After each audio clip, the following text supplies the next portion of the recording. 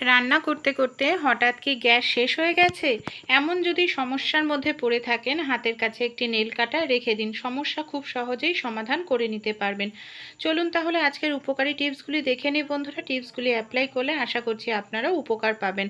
প্রথম যে টিপসটি শেয়ার করছি, অনেক সময় রান্নাবাড়ি করতে গেলে আমাদের অনেকেরই দেখা যায় কড়াই এইভাবে পুড়ে যায়। কারণ আমরা হয়তো কড়াইয়ের মধ্যে কিছু বসিয়ে অন্য কাজ করতে যাই, আর দেখা যায় ফিরে এসে যখন দেখি অনেকটাই পুড়ে গেছে কড়াই। পুড়ে যাওয়া কড়াই কিভাবে খুব সহজেই মাজা ঘষা ছাড়াই খুব কম সময়ের মধ্যেই আমরা পরিষ্কার করে নিতে পারবো, তারই একটি টিপস আপনাদের সঙ্গে শেয়ার করব। সবার প্রথমে কড়াইটা আমাদের কতটা পুড়ে গেছে সেটা আগে দেখতে হবে, সেই হিসাবে জল দিতে হবে। যতটা পুড়ে গেছে সেই হিসাবে জল দিয়ে দিলাম। এবার এই জলের মধ্যে আমি এখানে হাফ চামচ পরিমাণ খাবার সোডা, 1 চামচ পরিমাণ দিয়ে দেব নুন। আর আমরা লেবু খাওয়ার পর যে লেবুর খোসা আমাদের বাড়িতে পড়ে থাকে না, সেই লেবুর খোসাই এখানে আমি দিয়ে দিচ্ছি। এবার কি করব, গ্যাস অন করে নিয়েছি, এই কড়াইটাকে বসিয়ে দিলাম, জলটাকে একটু ভালো করে গরম করে নেব। এই যে নুন, খাবার সোডা, লেবুর খোসা কড়াইয়ের যে পোড়াটা আছে না, খুব সহজেই পোড়াটাকে তুলতে সাহায্য করবে। এমনকি আমাদের অনেকটা সময় ধরে কড়াইটা মাজা ঘষা করার কোনো প্রয়োজন পড়বে না। খুন্তির সাহায্যে এইভাবে একটু নাড়াচাড়া করে নিলাম। এবার দেখুন আমাদের কড়াইয়ের যে পোড়াটা ছিল সেটা কিন্তু খুব সুন্দরভাবে উঠে গেছে বন্ধুরা। আর জলটাও ভালোভাবে গরম হয়ে গেছে, অনেকক্ষণ দরকার নেই, কিছু সময় করলেই হবে। এবার আমি গ্যাসটা বন্ধ করে দেব।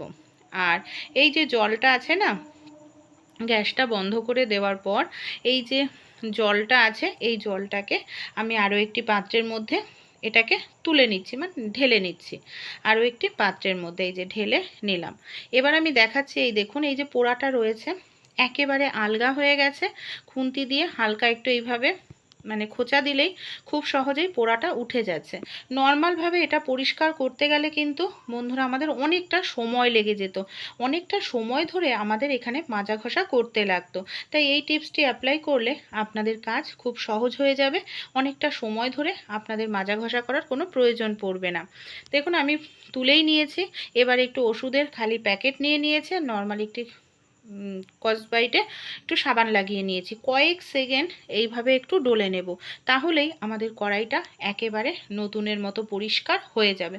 ছোট্ট টিপস বন্ধুরা, অ্যাপ্লাই করলে আপনারাই উপকার পাবেন। জল দিয়ে আমি ধুয়ে দেখাচ্ছি, এই দেখুন ফাইনাল রেজাল্ট কতটা সুন্দর পরিষ্কার হয়েছে, সময়ও কম লেগেছে। পরবর্তী যে টিপসটি শেয়ার করব, কুমড়ো বেশি দিন ঘরের মধ্যে ফ্রিজে রেখে দিলেও ভালো থাকে না।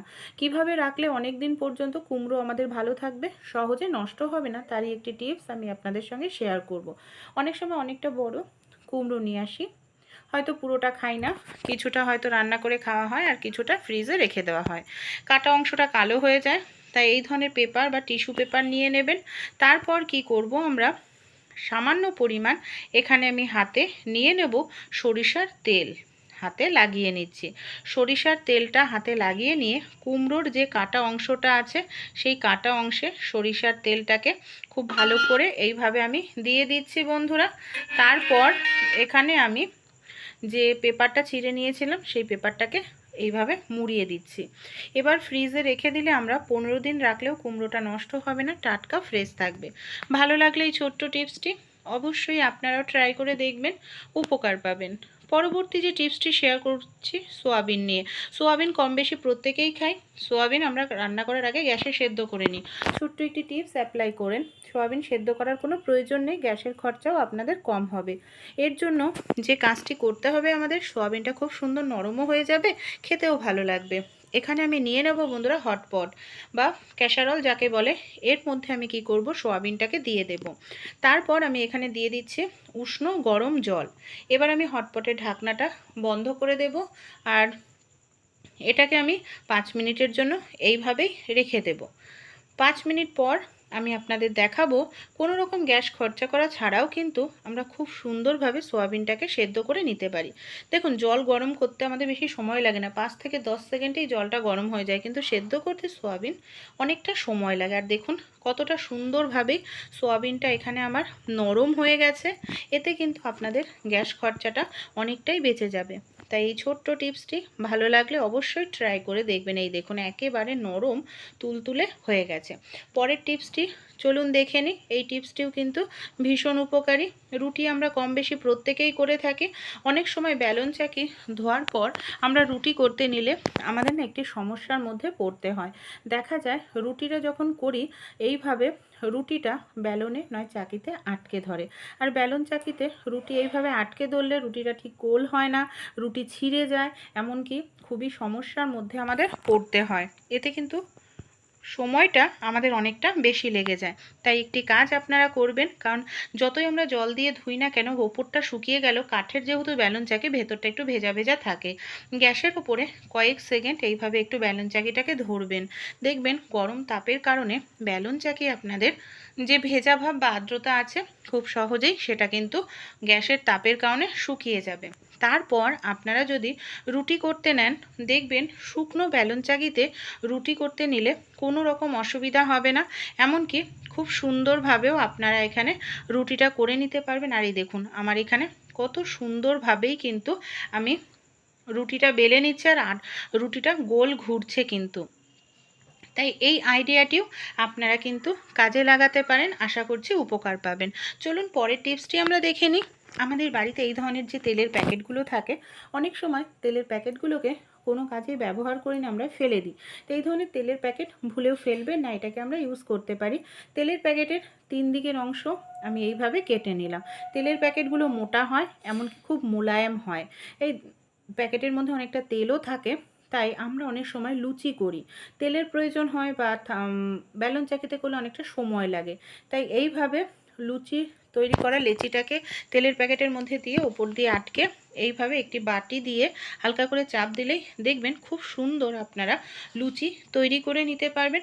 এতে আপনাদের ব্যালন চাকির প্রয়োজন পড়বে না, সময়ও কম লাগবে, পারফেক্ট লুচিও আপনাদের তৈরি হয়ে যাবে। শুধু লুচি নয়, আপনারা যদি রুটি করতে চান তাও কিন্তু দেখবেন রুটিও আপনাদের হয়ে যাবে। এই দেখুন কত সুন্দরভাবেই হয়ে গেল। চলুন পরবর্তী টিপসটি আমরা দেখে নিই। রান্নাবাড়ি করতে গিয়ে হঠাৎ অনেক সময় দেখা যায় আমাদের আচমকা গ্যাস শেষ হয়ে গেছে।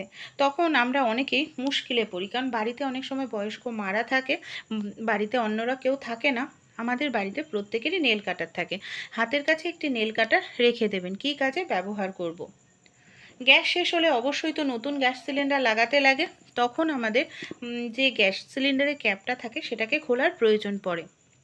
আর বাড়িতে যে বয়স্ক মারা আছে, গ্যাস সিলিন্ডারের ক্যাপটা খুলতে অনেক সময় খুব টানাটানি করতে হয়, শক্তির প্রয়োজন হয়, তাদের জন্য কষ্টকর হয়ে পড়ে।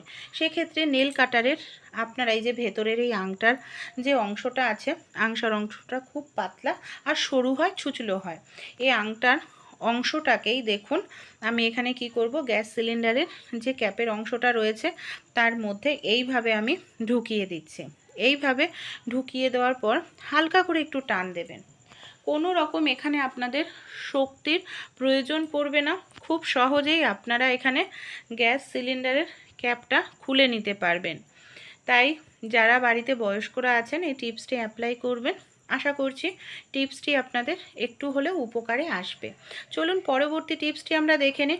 রুটি তৈরি করার পর অনেক সময় ব্যালন চাকিতে অনেকটা আটা লেগে থাকে। আমরা কি করি, এই আটা সমেত ব্যালন চাকিটা এইভাবে খোলা রেখে দিই। রাতের বেলা অন্ধকার হলেই ইঁদুর, আরশোলা, টিকটিকি ঘোরাঘুরি করতে থাকে। আটা দেখে তারা খাবার হিসাবে আটাতে মুখ দেয়, এতে ব্যালন চাকির মধ্যে তাদের লালা লেগে যায়। পরের দিন না ধুয়ে রুটি করলে সেই রুটি খেলে বাচ্চারা, বয়স্করা শরীর অসুস্থ হয় শরীর। তাই শরীর সুস্থ রাখতে হলে আপনারা এই ধরনের পলিথিন নিয়ে নেবেন। যদি ধোয়ার সময় নাও থাকে, ব্যালন চাকিটাকে রুটি করার পর পলিথিনের মধ্যে ভরে রাখবেন, তাহলে কোনোভাবে আরশোলা, টিকটিকি ব্যালন চাকিতে মুখ দিতে পারবে না। পরের দিন না ধুয়েও আপনারা রুটি করতে পারবেন, সেই রুটি খেলে আপনাদের শরীর অসুস্থ হবে না। ছোট ছোট টিপসগুলি কেমন লাগলো অবশ্যই কমেন্টে জানাবেন। ভালো লেগে থাকলে আপনারা নিজেরাও কিন্তু অ্যাপ্লাই করে দেখতে পারেন।